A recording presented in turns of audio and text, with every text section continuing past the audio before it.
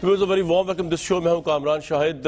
मैं जाऊंगा ऑब्वियसली कराची के मामलात पे। कराची जो है बहुत दुखा हुआ है इस वक्त और हमेशा दुखा रहा है। हमने तो वहां से रिपोर्ट भी किया है, कभी वो दहशतगर्दी का निशाना बना, कभी लसानी तासुबात का निशाना बना, कभी वहाँ जबान के मसले हुए और तो और वहाँ पे पूरे तरीन गवर्नेंस है।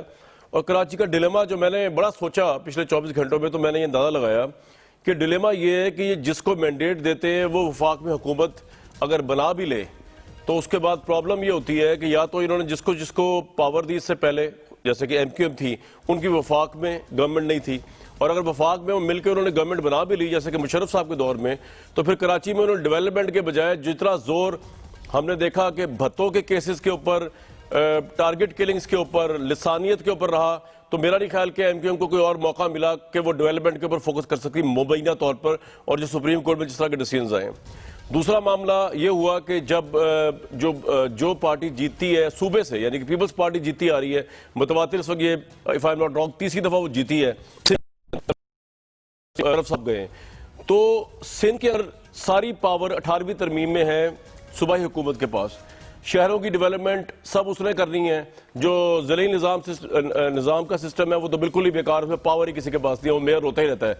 वसीम साहब रोते रोते यहाँ से गए। तो पावर जो है सूबों के पास है, सूबों की पावर जो है अवाम ने दी है पीपल्स पार्टी को, लेकिन कराची के अंदर पीपल्स पार्टी की सीट ही कोई नहीं होती।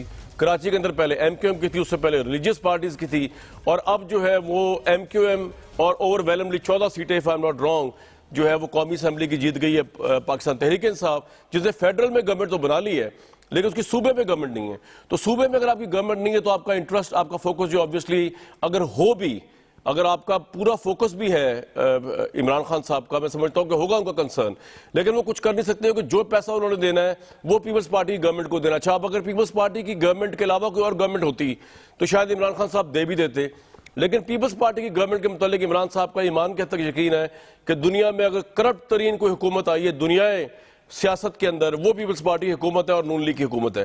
तो इनको तो 1 रुपया देने को तैयार नहीं। सफर कौन कर रहा है? कराची के अवाम, जिन्होंने तहरीक इंसाफ को अपनी तरफ वोट दिया, लेकिन क्योंकि सूबा सिंध के अंदर पीपल्स पार्टी की हुकूमत है तो अब पीपल्स पार्टी का ये कंसर्न नहीं कि कराची को किस तरह प्रायोरिटी में रखा जाए। वो कहते हैं अच्छा भुगतो, वोट हमें नहीं दिया, नेक्स्ट टाइम हमें वोट देना। तो ये डिलेमा जो है एंड में कराची को फेस करना पड़ता है। अब आपके सामने मनाजिर चल रहे हैं ये, यानी कराची जैसा मॉडर्न सिटी जिसको कॉस्मोपॉलिटन भी आप कह सकते हैं इस लिहाज से कि ड्राई पोर्ट यहाँ पर है, सी पोर्ट यहाँ पर है, इंपोर्ट यहाँ से हो रही है, एक्सपोर्ट यहाँ से हो रही है, मल्टीनेशनल्स यहाँ पे हैं, टैक्स यहाँ गैदर हो रहा है, इन तमाम जगहों का हब, कमर्शियल दिल है पाकिस्तान का। और यहाँ पे पोजीशन ये है कि कोई आम इलाके सोराब गोट वगैरह की, मलीर की बात नहीं, औरंगी टाउन की बात नहीं हो रही, डीएचए तक के अंदर पानी जो है वो समुद्रों की तरह बहा, घरों के घर जो है उसके जेर आब आ गए, लोग छतों पे सोने में मजबूर हो गए, ट्रांसपोर्ट का सिस्टम तबाह हो गया। और हमने ये देखा कि डीएचए जैसे इलाके जो है, डीएचए जैसे इलाकों के अंदर जब बिजली 3-3 दिन नहीं आई और पानी नहीं निकला तो आज उन्होंने भी एहतजाज किया। क्लिफ्टन और डीएचए जो वहां के पॉश इलाके, ये तमाम डेवलपमेंट कराची की रही। और कराची के इवन जो पाकिस्तान तहरीक इंसाफ के एमएनएज हैं वो भी मुझे वहां पे पानी में डुबकियां लेते हुए नजर आए, बेबस नजर आए। उनमें सबसे प्रोमिनेंट तो आमिर लियाकत साहब थे, उनकी वीडियो बड़ी वायरल हुई सोशल मीडिया पे, वो पानी के अंदर तलाश करते फिर रहे थे रास्ता। तो गवर्नमेंट का भी ये आलम था और सूबाई गवर्नमेंट का भी आलम था। या आप देख भी सकते हैं वीडियो आमिर लियाकत साहब की हमारे साथ शो में मौजूद है। इनसे पूछने की कोशिश करूंगा ये कहाँ फंसे हैं जो पानी के अंदर उन्होंने डुबकी ली। और कराची के हालात बेस्ट जो है वो ऐसा आमिर भाई बता सकते हैं। मोहम्मद जुबैर साहब भी हमारे साथ होंगे व्यूअर्स कराची के मामलात को समझने के लिए कि ये। और इसमें एक और मैं आपको इंटरेस्टिंग बात बताऊं कि पानी तो खैर पंजाब में ही बरसता है, लेकिन जितना गंद कराची की ड्रेनेज सिस्टम को ब्लॉक करता है उस पानी को, जितना गंद वहां पे, उसमें सबसे बड़ा रोल जो है वो कब्जा माफिया का है। मेरे सामने जो है केएमसी की रिपोर्ट है और उनके रिपोर्ट के मुताबिक 27 नालों पर 80% तक तजावुजात है। यानी वो जो नाले हैं जहां से ड्रेनेज होनी है, जहां से पानी निकलना है, वो पानी निकल नहीं सकता कराची के अंदर, क्योंकि वहां पे तो उनको जगहों को ब्लॉक किया हुआ है, वहां पे कब्जा किया हुआ है। सुप्रीम कोर्ट ने कह के थक गई लेकिन कोई सुनने को तैयार नहीं। सुप्रीम कोर्ट में कराची बदमनी केस लगा, कराची गवर्नेंस केस चल रहा है, लेकिन कोई सुनने को तैयार नहीं। शेरशाह 80%, सोएंगल 70, सिटी नाले पर 70% तजावुजात हैं। 13 किलोमीटर के गुज्जर नाले पर हजारों घर तामीर हैं, मतलब घर के घर बन चुके हुए हैं, कोई पूछने वाला नहीं। अभी तो कराची सेंट्रल रेल जो 2000 से बंद पड़ी हुई है, उस ट्रैक के ऊपर सुप्रीम कोर्ट ने उसको अपहोल्ड किया हुआ है, लेकिन हुकूमत टस से मसली हो रही वहां की कि वहां से गैर कानूनी तजावुजात हटा ही नहीं सकते। हमने ये तो सुना था इमरान खान साहब के मुंह से कि शुगर माफिया बड़ा स्ट्रांग है, आटा माफिया बड़ा स्ट्रांग है, लेकिन ये तो कब्जा करने वाले आम गरीब मिडिल क्लास ये आम लोग जो है जिन्होंने रेडियां लगाई हुई हैं, इन्होंने ट्रेन के ट्रैक्स ब्लॉक किए हुए कराची के अंदर, इन्होंने नालों की नक्काशी रोकी हुई है, तो अवाम भी उतनी ही जिम्मेदार है वहां पे जितनी गवर्नमेंट जिम्मेदार है। आमिर लियाकत साहब हमारे साथ मौजूद, शैला रजा साहब और जुबैर साहब। आमिर भाई, पहले तो ये बारिशों का जो मौसम वहां चला और जो सैलाब और तुगयानी आई, जरा वो तो बताइए क्या, उसके बाद अपना भी बताइए कि आप वहां पानी में क्या कर रहे थे। आपकी वीडियो भी चला रहा हूं मैं साथ साथ। जी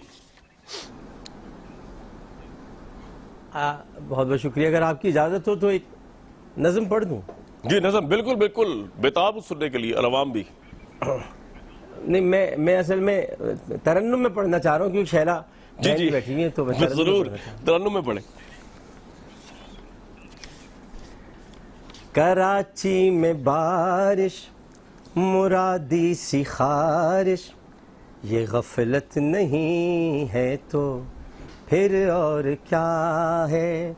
वाह, इसे सब ने लूटा यूं नोचा खसूटा, ये दहशत नहीं फिर और क्या है। वाह, डिफेंस में पानी शर्म भी है पानी, मुहर्रम में कैसा बरसता है पानी।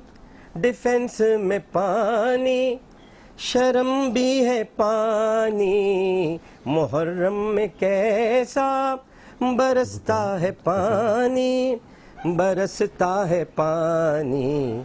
मगर अश्किया की वो आँखों का पानी, वो नफरत नहीं है तो फिर और क्या है। वाह, वो करते हैं दौरे, वो करते हैं दौरे या पढ़ते हैं दौरे, तबाही पे नाजा तमाशे से दौरे। वो करते हैं दौरे या पढ़ते हैं दौरे, तबाही पे नाजा तमाशे से दौरे, तमाशे से दौरे। ये रहबर है कैसे हमें मरता देखे, ये रहबर है कैसे हमें मरता देखे, शकावत नहीं है तो फिर और क्या है। वाह, वाह, तो मेरे दिल का हाल था जो मैंने बयान किया है। वाह, वाह आमिर भाई, मजा आ गया। तकलीफ है, दर्द है। ये कराची का मंजरनामा सर बताए। डुबकी लगा तीन चार आपने नज़म में तो सुना दिया, नसर में जरा वीडियो दिखाई दें कि आधी वीडियो ऐसे ही है जो आप देख रहे हैं। और जो मैं डुबकी लगाने की आप बात कर रहे थे जी, वो डुबकी दर हकीकत में इसलिए लगा रहा था कि जो डुबकी, वो मेरे पैसे गुम होते हुए पता नहीं कहाँ चले गए थे, बच्चों के लिए खाना लेने निकला था। अच्छा। तो ऐसे बहे कि मैं डुबकियां लगाता लगाता थक गया लेकिन नहीं मिले। तो इस वक्त भी हालात ऐसे हैं कराची के कि आज तो अल्लाह का करम है कि फोरकास्ट थी कि बारिश होगी, नहीं हुई हालात, मगर अभी भी डिफेंस में पानी पानी है। डिफेंस फेज 2, इतिहाद कमर्शियल एरिया, फेज 6, फेज 5, सब जगह पे पानी खड़ा हुआ है। जी, तो सर ये आपके ख्याल में ये इसकी जिम्मेदारी किस पे डाली जाए? मतलब मेयर साहब से पूछते हैं, वो कहते हैं मेरे पास इख्तियार ही नहीं है। गवर्नमेंट से पूछते हैं, वो कहते हैं कि जी फेडरल गवर्नमेंट जो है वो कराची के ऊपर अपनी मनमानी करना चाहती है, अपना पॉलिटिकल इन्फ्लुएंस लाना चाहती है, इसलिए पैसे भी जो है वो हमें तो देने को तैयार नहीं है, एक कमेटी बना के उसको देने को तैयार है। तो आमिर भाई, आपके ख्याल में इस तबाही का जिम्मेदार कौन है कि जब भी बारिश बरसेगी लोड शेडिंग होगी, जब भी बारिश बरसेगी लोग इसी तरह सैलाब की जद में होंगे कराची जैसे शहर में? कढ़ाई में जिसके हाथ पकौड़ा आया ना उसने निकाल लिया। कढ़ाई में पकौड़े तले जा रहे थे, जिसके हाथ में आया वो लेके चला गया। तो अगर मैं ये कहूँ कि कोई फर्द वाहिद है या कोई जमात है तो ये मैं ज्यादती करूँगा। इसलिए ज्यादती करूँगा कि 30 साल हुकूमत किसी की रही, लेकिन मैं अगर सिर्फ 12 साल को देखूँ तो 12 साल में क्या नाले भी साफ नहीं हो सकते कामरान भाई? 12 साल में क्या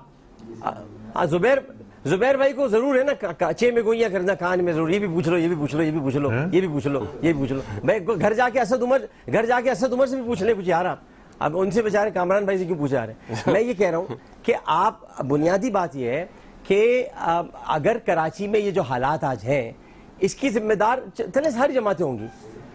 12 साल से कौन है कराची में? 12 साल से बिला शिरकत गैर जिनकी हुकूमत है 12 बरस से, वो क्या कर रहे हैं? उन्होंने क्या किया? क्योंकि वो ये कहते हैं, मुझे उनकी जुमला अच्छा लगता है, मरसू मरसू सिंध न डेसू। तो आप सिंध किसी को न दे, कराची भी सिंध है, कराची अलग नहीं है, कराची भी सिंध है। तो कराची अगर सिंध है तो मरसू मरसू सिंध न डेसूं, पर कराची बहा दूं, कराची में पानी डाल दूं, कराची में सफाई ना कराऊं, कराची का कोई इंतजाम बेहतर ना करूं। रहते सब कराची में, अपने अपने इलाके छोड़कर। कोई दादू में नहीं रहता, कोई संध में नहीं रहता, कोई नवाबशाह में नहीं रहता, कोई सक्खर में नहीं रहता, सब कराची में रहते हैं। कोई अपनी अपनी कचहरियां लगाने ताकि लोग जूते लेके सरों पे बैठे, अपने जूते लेके सर पे बैठे। भट्टा के मजदूर जो हैं ये जाते अपने अपने इलाकों में, ये वहां के वडेरे हैं, लेकिन रहते कराची में। अगर रहते यहां पर हो तो भाई शहर तो सही कर दो। राइट, ये बड़ा आपका वैलिड पॉइंट है कि वडेरे हैं, रहते कराची में हैं, बिलोंग करते उस इलाके से हैं जिस इलाके के अंदर ऑब्वियसली इनकी नजर इल्ताफ पड़ती ही नहीं है। ये बात आपकी बिल्कुल सही है। जुबैर साहब हमारे साथ हैं, शैला रजा साहिबा मौजूद है, लेकिन इससे पहले जुबैर भाई मैं चाहूंगा कि कराची के लोगों का जरा पुरसान हाल, कराची के लोगों की जुबानी ही सुना दिया जाए कि वहां पे हालात चल क्या रहे हैं। 3-3 दिन अगर लोड शेडिंग हो, आप यकीन करें इंसान नफसियाती मरीज बन जाता है। और आई थिंक इस वक्त 3-4 दिन चल रहा है कराची में लाइट नहीं है। सुने जी, करोड़ों रुपए का नुकसान हुआ, लाइट है नहीं, कहां जाएं, किधर जाएं, किससे फरियाद करें। हमने तिनका जमा किया था, 35 से 40 करोड़ रुपए नुकसान हो गया यार, रो रहे हैं, आंसू आ गए हमारे। करोड़ों अरबों रुपए का नुकसान हुआ है, हफ्ता भर हो गया, हमारे यहाँ कोई पूछने नहीं आया। 6-8 इंच कीचड़ अभी भी जमा हुई है। 10-10 फीट तक पानी हमारी मार्केट के अंदर खड़ा हुआ है। जो उन्होंने सीटें लेके जीते हुए भी हैं, वो तक इनकी शक्लें नहीं देखी अभी तक हमने मार्केट के अंदर। लाइट 3 से 4 दिन हो गया नहीं है, बिल्कुल पूरा डूबा हुआ, परेशान है सब। लाइट नहीं है, पूरा हफ्ता हो गया, पूरा हफ्ता हो गया पानी निकालते हुए। यहाँ पे 5-5 फीट पानी आ गया। दुकान में अभी जाके देखो, उसी पे 2-2 फीट का पानी खड़ा हुआ है। खुद ही कर रहे हैं जो कर रहे हैं। खुदा रहा हम लोगों पे रहम खाएं। एक एक दुकान में लाखों लाखों रुपए का नुकसान हुआ है, फाके पे आए हुए हैं। अभी तो किसी ने राब्ता नहीं किया, कोई मतलब आया नहीं मालूमात के लिए। कोई पार्टी नहीं काम करा रही, चाहे सिंध गवर्नमेंट हो, चाहे पीपल्स पार्टी हो, चाहे PTI हो। 6 फीट पानी था, सारी जिंदगी भर की कमाई चली गई। हर साल यही होता है भाईजान, इतना पानी होता है, 15-15 दिन पानी खड़ा रहता है, कोई पूछने वाला नहीं है। हुकूमत का नुमाइंदा हमारे इलाके में नहीं आ रहा, लोग तरस रहे, भूखे मर रहे। अच्छा गिरा हमारे इलाके में नाले के अंदर। जुबैर साहब, प्राइम मिनिस्टर ने कराची ट्रांसफॉर्मेशन प्लान की एक हतमी शक्ल दे दी है और मजीद शक्ल दे देंगे। उनका कंसर्न है कराची को लेकर, लेकिन ऑब्वियसली उनके पास पावर नहीं, क्योंकि आप लोगों ने 18वीं तरमीम की पीपल्स पार्टी के साथ मिलकर, उसमें सूबे के पास सारा कुछ है और वो अब सूबे को डायरेक्टली देना नहीं चाह रहे, क्योंकि उनको लगता है कि यहाँ से लॉन्चेस से पैसे बाहर गए हैं, इतना करप्शन है सिंध के अंदर। तो क्या हल किया जाए? प्राइम मिनिस्टर को क्या मशवरा देगी नून लीग कि आप किस तरह स्ट्रेंथन कर सकते हैं कराची के मसाइल को मिलकर उनके साथ? पहली बात यह है कि आपने आमिर लियाकत का जिक्र किया था, शायद आमिर भाई हमारे साथ हैं भी। जी हैं। हेलो जी हैं बिल्कुल हैं जी। अच्छा, तो देखिए PTI के MNA का तो जो टोटल वो है फोकस है कि किसी तरह से वायरल हो जाए तस्वीर और उनका काम बन जाएगा, उनके वोट पक्के हो जाएंगे या होंगे ये नहीं मुझे पता। बट मुझे एक चीज़ बताएं कि वज़ीर आज़म साहब 18th अमेंडमेंट का जो रोना रोते हैं, तो जब वो आए थे हुकूमत में उस वक्त 18th अमेंडमेंट थी। जितने MNAs इनके इलेक्शन जीते या जितवाए गए हैं वो जब वादे करते थे उस वक्त भी 18th अमेंडमेंट थी। 162 बिलियन रुपए का पैकेज का जब वज़ीर आज़म ने ऐलान किया था उस वक्त भी 18th अमेंडमेंट थी। तो उस वक्त नहीं उन्होंने पूछा था अपने लेफ्ट राइट लोगों से कि हम कमिट कर रहे हैं, पीपल्स पार्टी की हुकूमत है, वो लॉन्चों में पैसे भेज देती है बकौल उनके, तो हम फिर करें ही ना। और आज भी जब इजलास हो रहे हैं, आपको पता है 2 महीने पहले जब बिजली का क्राइसिस हुआ था तो प्लानिंग मिनिस्टर और दूसरे लोग यहाँ आए थे और गवर्नर साहब ने भी थ्रेट्स भी दे दिए थे और फिर ऐलान हुआ कि कल से बिजली बिल्कुल आएगी 100%। वफाक अब आ गया है, वफाक की रिस्पॉन्सिबिलिटी है, हम फुलफिल करेंगे कल से बिजली। क्या हुआ? 4-4, 5-5 दिन जो जिस इलाके में कामरान मैं रहता हूँ 90 घंटे के बाद बिजली आई थी। अच्छा। यू कैन इमेजिन कि कितनी बुरी हालत है यहाँ। अब अगर ये इजलास हो रहा है तो इस इजलास का कोई फायदा नहीं होगा। ये PTI का एक तो इनकी एबिलिटी नहीं है, कैपेसिटी नहीं है। हम इनसे बार बार एक चीज एक्सपेक्ट करते हैं, ये रिएक्ट करते हैं जब शोर शराबा होता है। बिजली का क्राइसिस हो या चीनी का क्राइसिस हो या पायलट्स के हवाले से हो या गंदम का क्राइसिस हो, ये उसके बाद जब हो जाता है और वजीर आजम अपनी सैर तफरी कर लेते हैं नथिया गली में, तो उसके बाद वो कहते हैं कि एक इजलास बुलाएंगे। वजीर आजम साहब को कराची में होना चाहिए था। इनके सारे एमएनएस नजर आने चाहिए थे जिन्होंने कमिटमेंट्स किए, वादे किए। हाँ, वो आलमगीर साहब की आप एक देख लेंगे कि जो वायरल कर देंगे, एक पता नहीं किस पर बैठे हुए। देखिए जुबैर भाई, वायरल करने का ये है कि अगर आमिर लियाकत साहब ने तो अपना काम या वो जो दूसरे भाई साहब हैं उन्होंने कोई वीडियो वायरल की है, हमारे मौसूफ है, वो एक दफा कश्ती में बैठे थे, उसके बाद नहीं नजर आए, कराची से वोट लेके सदर बने, लेकिन आज तक उन्होंने ये नहीं पूछा उसके बाद आगे कराची वालों से कि आपका हाल क्या है। सो पहले तो ये जवाब दे कि इनको जो 14 एमएनएस की सीटें ली थी, सो कोई इनकी कमिटमेंट नहीं है। इनसे 100 गुना बेहतर पीपल्स पार्टी की परफॉर्मेंस है। आप वजीर आला को देख लें, आप मुर्तज़ा आपको देख लें, आप दूसरों को देख लें, जहां उनकी रिस्पॉन्सिबिलिटी बनती भी नहीं है, जिस तरह डीएचए है, वहां आके वो काम कर रहे हैं।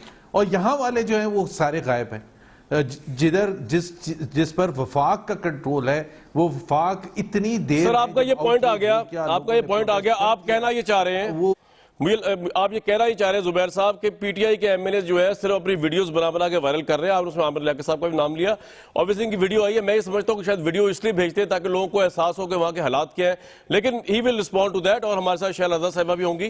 एक मुख्तलिफ वक्फे के बाद आपकी तमाम बातों को कि एमएनए जो है वो सिर्फ शोशा कर रहे हैं, प्राइम मिनिस्टर शोशा कर रहे हैं, कुछ नहीं कर रहे, इसका जवाब तो आमिर लियाकत साहब भी ठोक बजा के दे सकते हैं। और शहनाज़ा साहिबा से जरा पूछूंगा, आपने तारीफों की बड़ी कर दी कि 100 दर्जे बेहतर पीपल्स पार्टी काम करे, लेकिन अवाम जो है वो रो रहे हैं। हैदराबाद की भी सिचुएशन जरा दिखा दें अवाम की, उसके बाद वापस आते हैं जी। जगह जगहों पे पानी है, जगह जगहों पे खड्डे हैं, कोई निकासी नहीं है। इन लोगों ने परेशान मुल्क का बेड़ा गर्क कर दिया है। सिंध गवर्नमेंट का कोई पता नहीं है, सिर्फ आवाम अपनी मदद आपके तहत काम कर रही है। हैदराबाद का ये वाहिद इलाका है जहाँ पर इस वक्त भी कश्तियाँ चल रही हैं। पूरा सिंध डूबा हुआ, खाना खराब होया हुआ है सारा, कोई गवर्नमेंट का नाम चीज ही नहीं है। जल्दी सफाई हो, काम हो, काम नहीं हो रहा है इधर। 2-2, 3-3 दिन, एक हफ्ता लोगों के यहाँ लाइट नहीं है, बहुत परेशानी है। भाई सतह पे कोई मतलब जो है इकदाम नहीं है। हम लोग जो है परेशान है कि हम अपने घरों को कैसे पहुँचे। हर कोई अपनी मदद आपके तहत कर रहा है। तो इस तरह हाजिर होते जैसे पता नहीं कहाँ से निकल के आ रहे हैं। अभी बारिश में कोई आया नहीं आया, कोई ना कोई तो आए, एमएलए एमपीए कोई तो आए। ले जी, मैं आमिर लियाकत साहब जवाब देंगे तहरीक इंसाफ का, और शहनाज़ा साहिबा जवाब देगी पीपल्स पार्टी, जो अब तक तीसरी कंसेक्टिव गवर्नमेंट के अंदर है कि उन्होंने किया कि नाले भी साफ करने के लिए फौज को बुलाना पड़ा, एनडीएमए को बुलाना पड़ा। मतलब ये तो बहुत ही ज्यादती है, मतलब अगर इतना काम भी हम नहीं कर सकते। उसके बाद मैं आपको दिखाऊंगा कि दुनिया पब्लिशर्स की पहली पब्लिकेशन है, बड़ी मार्केट रहा, शेख रशीद साहब की आप बीती, उन्होंने अपनी किताब लिखी, बड़ी इंटरेस्टिंग, बड़े इंकशाफात से भरपूर, धरनों पे भी, इमरान खान साहब पे भी, नवाज शरीफ साहब, बड़ी इंटरेस्टिंग बातें इंशाल्लाह आपसे शेयर करने की कोशिश करूंगा। लाल हवेली से अक़वाम मुत्तहिदा तक शेख रशीद की सियासत के 50 साल, एक ब्रेक के बाद।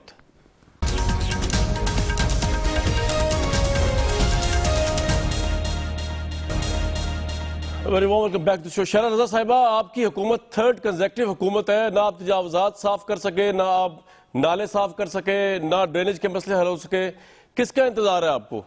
अच्छा जी, बहुत शुक्रिया। मैं चाहूंगी कि आपका जो इंट्रो था ना उसी पे मैं जवाब दूं, क्योंकि बेवजन शायरी को तो मैं पूरा सुन भी नहीं सकी और उसका जवाब मैं गालिब के शेर से दे दूं। बेवजन शायरी नहीं, अच्छी शायरी, जी अच्छी शायरी थी, ऐसी बात। दूसरी बात यह है कि ये बात सबको अच्छी तरह पता होनी चाहिए, आंखों पे पट्टी बांध के रेत में सर नहीं घुसाना चाहिए कि नाले साफ करना सूबाई हुकूमत का काम नहीं है। और ये सबको जबान ही याद हो गया है अब कि इस साल भी सिंध गवर्नमेंट ने 15.5 अरब रुपए अलग दिए, 1 अरब नालों की सफाई के दिए, उसके बावजूद भी नाले खुद साफ कर रहे थे। एनडीएमए बाद में आई और उन्होंने कहा कि अगर आप 38 नाले साफ कर रहे हैं तो हमें भी कुछ दे, तो हमने उन्हें 3 नाले दे दिए, जिसमें हम 80% काम कर चुके थे। अच्छा, अब ये पीटीआई से एमएनए बैठे हुए हैं, आमिर लियाकत साहब, एक और एमएनए जो है फैसल वाउडा, वो लास्ट ईयर नैब में गए थे कि पीपल्स पार्टी की गवर्नमेंट ने 20 महीने में 16.5 अरब रुपए दिए वसीम अख्तर को, और वसीम अख्तर ने यहाँ तक के अल्ताफ हुसैन तक को भेज दिए उसमें पैसे। मैं ये पूछती हूँ कि जरूरी है कि हुकूमत के और उनके अलाई के केस नैब ना उठाए, ठीक है? या अब ये बात ना कहें आप, इसके सिंध हुकूमत को कराची का दर्द नहीं है। इसके बावजूद के डेवलपमेंट में हम 2016 से अब तक 70 अरब रुपए दे चुके हैं, इसका हिसाब दिया जा सकता है। मैं आपसे सिर्फ ये जानना चाह रहा था शैला साहिबा कि जो सुप्रीम कोर्ट ने फरीक आपको बनाया हुआ है या वसीम अख्तर साहब को सिर्फ बनाया हुआ है?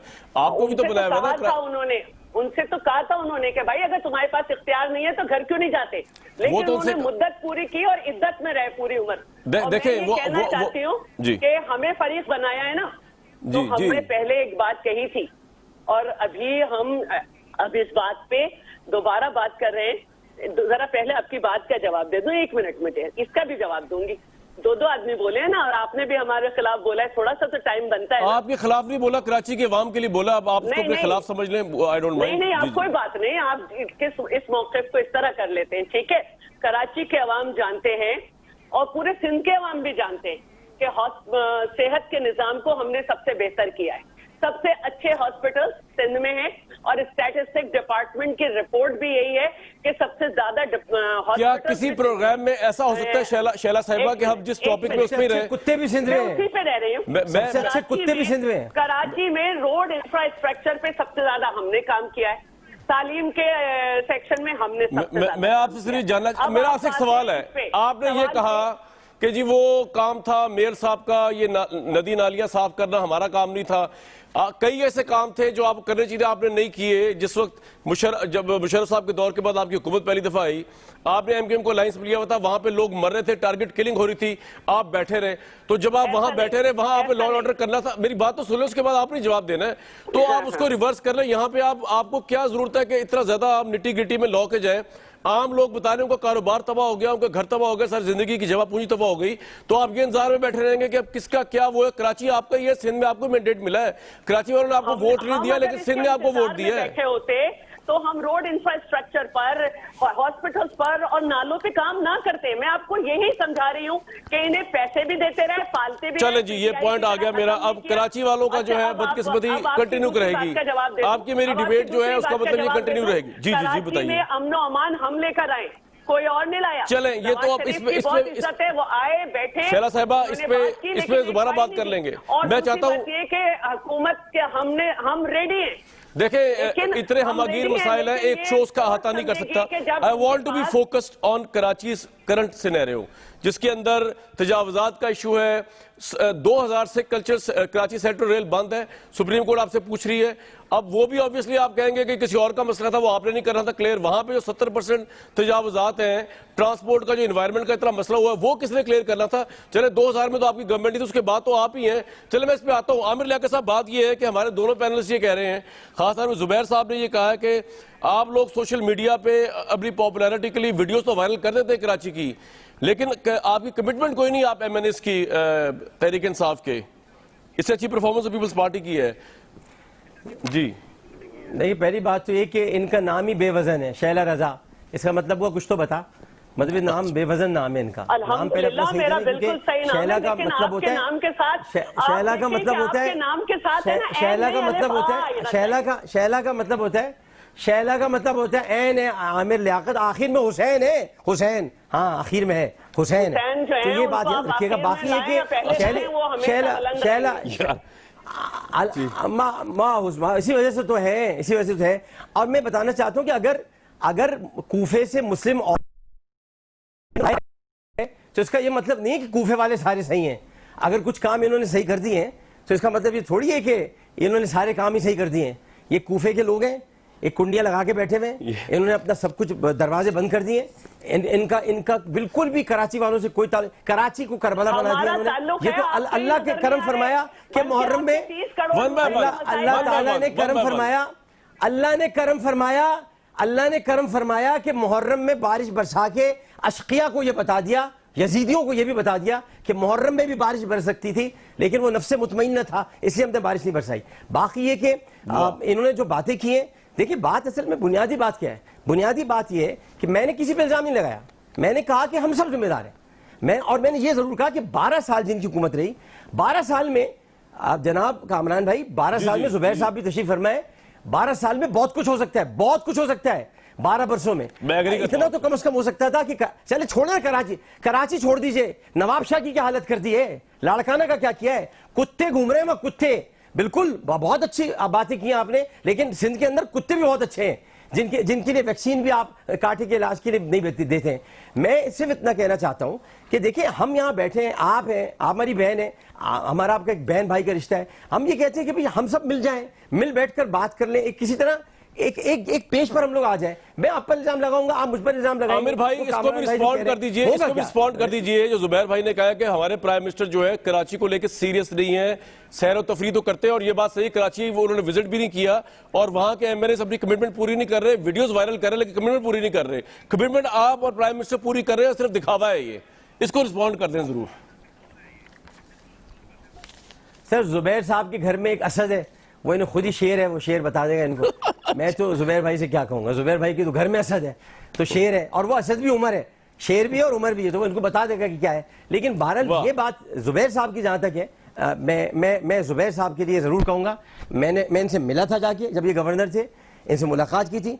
जुबैर साहब कराची में जब आए थे और सिंध के गवर्नर की हैसियत से एक शानदार गवर्नर थे, एक बेहतरीन इंसान थे, और मैं उसमें ऑपोजिशन में था, मुझसे मुलाकात की, मेरे काम इन्होंने कराए, 10 चीजें थी।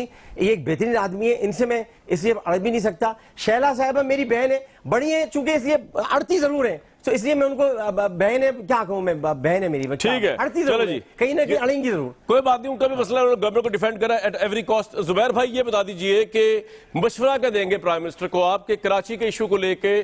ऑब्वियसली फाइनेंस का मसला भी है, उनको पावर भी चाहिए, और उनके पास सारी पावर 18वीं तरमीम में आपने पीपल्स पार्टी उठा के दे दी है सूबों को। अब शहनाज़ा साहिबा जिस तरह कह रही हैं कि ये उनका काम नहीं है, तो फिर ये काम है किसका? और प्राइम मिनिस्टर क्या करे? आप जरा मशवरा दें, बजाय मेन नेक निकाले को मशवरा दें। आपने कहा मशवरा, पहला मशवरा मैं ये दूंगा जी, पहला मशवरा कि आपने कराची से इतने ज्यादा वजीर बनाए हैं, आमिर लियाकत को वजीर बनाए, बातें आप उनकी सुने कि इतनी मीठी बातें होती है सब। और ये मैं ऑन अ सीरियस नोट कह रहा हूँ, देखिए ना, आप जब हम कहते हैं कि सबको मिलजुल के काम करना चाहिए, तो उसमें मिठास भी होनी चाहिए। उसमें आप अगर आमिर लियाकत की जगह कोई और होता अभी, और ये जी चोर हैं, ये डाकू हैं, हलाकू से भी खराब हैं, चंगेज खान से वो अभी मैं नवाज शरीफ साहब पे आया नहीं, वरना आमिर भाई ने भी आपको ये इल्काबात देने जो इमरान खान साहब देते हैं, आप खुशफहमी का शिकार ना हो। लेकिन बहरहाल देखे ना, आमिर एक सेकंड, आमिर भाई ये तो नहीं कहेंगे वाजिबुल कत्ल हैं, हलाकू खान और चंगेज खान कहने के बाद आप हमारी तरफ से कोई हाथ तो नहीं हम आपसे मिलाने के लिए तैयार होंगे? ये तो नहीं हो सकता ना। नहीं, मैं वाजिबुल कत्ल लफ्ज़ की मजम्मत करता हूं, सरवर खान साहब के लफ्ज़ वाजिबुल कत्ल की मैं मजम्मत करता हूं। चले जी, बच गए, गर्दन बच गई जुबैर भाई आपकी। मेन चीज ये जी आप मैं तो यही कर सकता था इस प्रोग्राम में, आमिर लियाकत भाई को लाके आपकी गर्दन बचवा दी मैंने, क्योंकि आमिर लियाकत साहब पीटीआई से बढ़ के भी एक हल्का है, अरबाब में उसमें इन्फ्लुएंस रखते हैं, इन्फ्लुएंस जी, गर्दन बचा दी आपकी। अब बताइए, दुआएं दे रहे हैं, सबसे ज्यादा इन्फ्लुएंस है। एक देखो ना, आप आमिर लियाकत का अभी 2015 का जो लोकल गवर्नमेंट इलेक्शन था, ये ज्यादातर लोग तो अली जैदी वगैरह तो यहाँ से हारे थे। सही है, चलो ये पॉइंट आ गया आपका। लियाकत को एकदम से तो नहीं ऊपर से लैंड होकर आ गए थे। सर, ये आपका पॉइंट आ गया। आमिर लियाकत और वजीर आजम साहब को जरूर ये कहूंगा, 162 बिलियन रुपए जो उन्होंने अनाउंस किए थे, वो उन्होंने के इलेक्ट्रिक के हवाले से जो कमिटमेंट्स की थी, वो उसको पूरा करें, और वफाक को अपना कंट्रोल देखे। कराची के बहुत ज्यादा इलाके ऐसे हैं जो वफाक के अंडर सर, मसला करप्शन का है ना। अगर जुबैर भाई 162 बिलियन दे के प्राइम मिनिस्टर किस तरह दे दें? भाई तो एक सेकंड जी, नहीं, जिस तरह एक सेकंड डीएचए है, डीएचए में तो कोई लड़ाई नहीं है कि किसके कंट्रोल में, यहां तो नहीं है सूबाई हुकूमत, यहां ना लोकल गवर्नमेंट है, तो यहां किसको फंड देने, यहां तो आपने खुद इस्तेमाल करने ना। ठीक है, तो जो कम से कम वो इलाके जो बहुत ज्यादा वफाक के कंट्रोल में, उसको तो ठीक करना शुरू कर दें। पॉइंट आ गया आपका। शैला साहिबा मेरे साथ मौजूद है जी। मुझे मेरा सवाल ये है कि चले वो करबला और कूफा वाली बात तो एक निकल गई, आपने भी शायरी में बात कर दी थी, जरा अब आते हैं सब्सटेंस के ऊपर। ये बड़ी अच्छी बात की जुबैर साहब ने, 162 बिलियन का कराची पैकेज प्राइम मिनिस्टर ने अनाउंस किया था। मैंने भी शायद उनसे एक मुलाकात में उनसे पूछा था, मुझे याद पड़ता है। लेकिन प्रॉब्लम ये है कि प्राइम मिनिस्टर को अश्योरेंस ये चाहिए कि आप फंड्स का गैर कानूनी इस्तेमाल नहीं करेंगे, आप करप्शन नहीं करेंगे, आप पैसों को खुर्द-बुर्द नहीं करेंगे। तो शायद प्राइम मिनिस्टर को आप ये एतमाद किस तरह देने को तैयार है कि कराची की आवाम की खातिर आप फंड्स में खुर्द-बुर्द नहीं करेंगे? आप नहीं करेंगे, हो सकता है नीचे के लोग करें, लेकिन हो जाते हैं ना सिंध के मतलब ये परसेप्शन। देखिए, बात यह है कि 161 अरब तो वो बाद में देंगे, लेकिन 229 अरब रुपए उन्होंने पहले भी कम दिए हैं हमें एनएफसी में। इसके अलावा मैं ये भी बताना चाहती हूँ कि पिछले साल जो के विफाक के मंसूबे यहाँ चल रहे थे, जिसमें बीआरटी में भी 10 अरब देना था, उन्होंने 2 अरब रखे थे, वो भी दिए नहीं। इसके अलावा बहुत सारे मंसूबे थे, नॉर्दर्न बाईपास का एक्सटेंशन का और ये एक्सपो सेंटर के एक्सटेंशन का, ये बहुत सारे मंसूबे थे, इनको उन्होंने बंद कर दिया था और अपने ही एमएनएज वगैरह को वो डेवलपमेंट फंड जिसके वो खिलाफ से दिया था, जिसमें आमिर लियाकत के हल्के के भी मसले चल रहे हैं और इसके अलावा जो है इनके एक और शहजाद कुरैशी साहब के भी बड़े मसले चल रहे हैं कि आमिर लियाकत को तो मसले बना के रखो मेरी बहन। आप खामोश हो जाए, मैं अखबार की बात कर रही हूँ, आपको नहीं कह रही कुछ, आप खामोश रहे। और दूसरी बात मैं ये कहना चाह रही हूँ कि जो शख्स चलते हुए मंसूबे अच्छा प्रिंसिपल साहिबा, अच्छा प्रिंसिपल साहिबा मैं खामोश हूँ, प्रिंसिपल साहिबा मैं खामोश हूँ, मिस मैं खामोश हूँ। विफाक के मंसूबे बंद कर दे, जो शख्स एनएफसी में पैसे कम दे, जो 161 रुपए कह के हट जाए, उसके लिए मैं ये कहूंगी कि जनाब ऑडिटर जनरल की रिपोर्ट देख ले आपकी हुकूमत के लिए। चलो जी, ज्यादा करप्शन आपकी गवर्नमेंट में हो रही है। सबसे ज्यादा करप्शन इनकी गवर्नमेंट में हो रही है। भाई पाक साहब गवर्नमेंट है, कैसी बातें कर रहे हैं आप? ये तो आपने इल्जाम लगा दिया। इमरान खान साहब के मुतालिक एक बात जो दुश्मन भी कह सकता है, वो करप्ट नहीं है, और जिसने करप्शन की उनके नीचे करने की कोशिश पालता जरूर है। जहांगीर तरीन को बाहर भिजवा देता है, मिनिस्टर्स को बदल देता है, वाजिबुल कत्ल कहने वाले की मिनिस्ट्री बदल देता है, खुसरो बख्तियार की मिनिस्ट्री बदल देता है, और बस यही करता है, लेकिन करप्ट नहीं है। ऑपोजिशन को जेल में भिजवाता है, करप्ट पालता है भाई। ठीक है आमिर भाई, बात यह है कि इमरान खान साहब पे ये एतराज़ात बहुत ज्यादा है कि उनके ऊपर जो कि उन्होंने प्रायोरिटी लिस्ट बनाई हुई है ना, वो प्रायोरिटी लिस्ट इस वक्त पाकिस्तान के चैलेंजेस को फेस करती हुई नजर नहीं आ रही।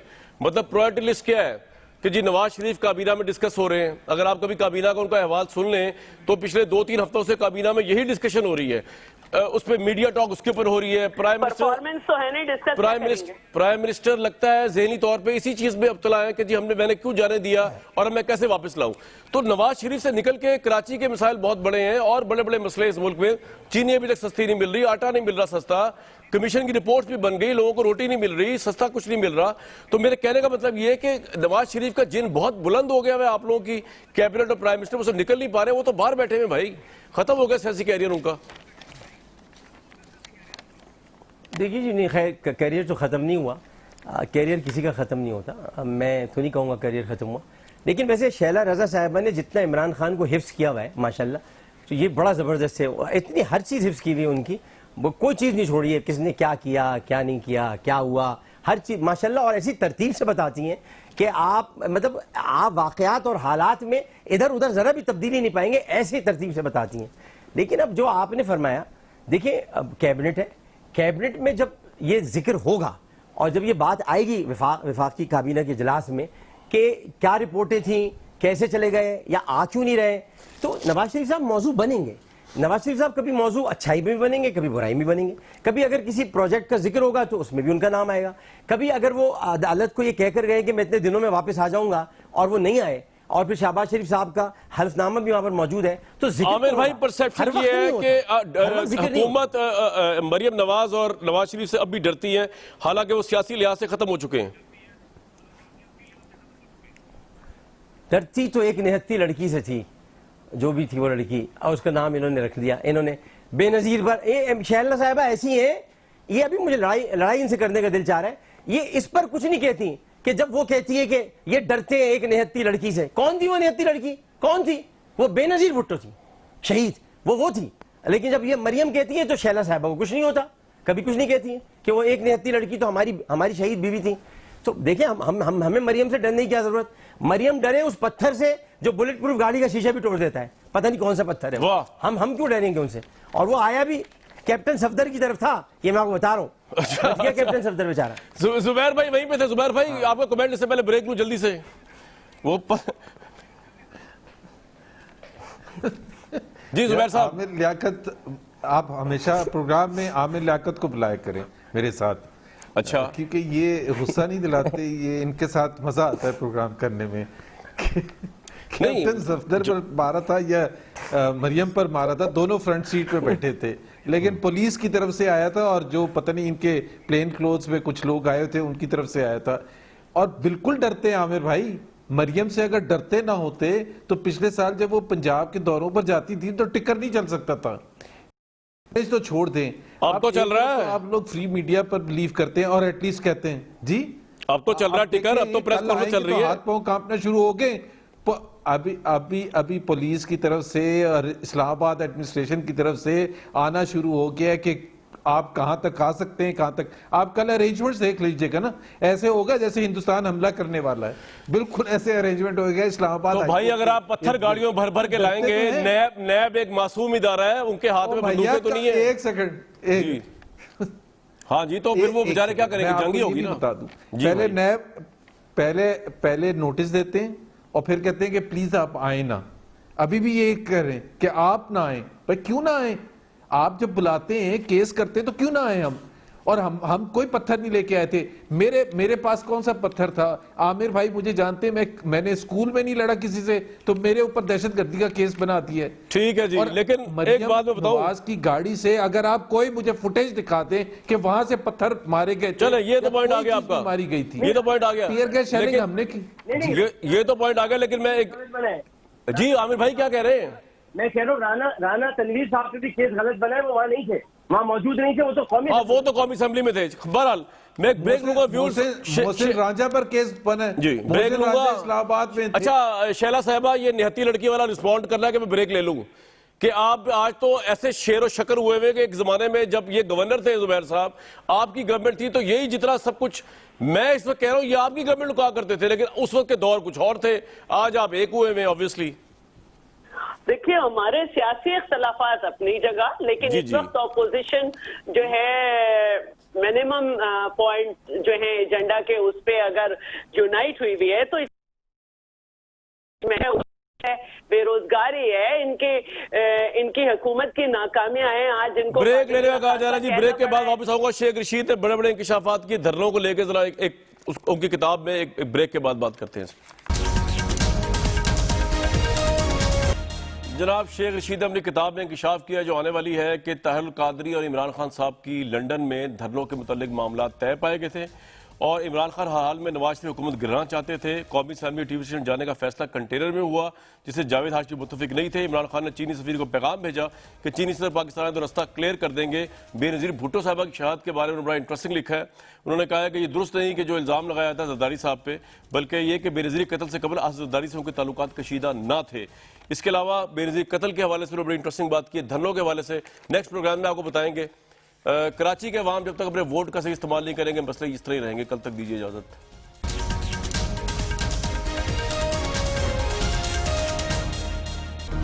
Hi, it's Sayyeda Shanaz here. Thank you for watching Dunia News. For more videos and updates, don't forget to click the subscribe button. Keep watching Dunia News.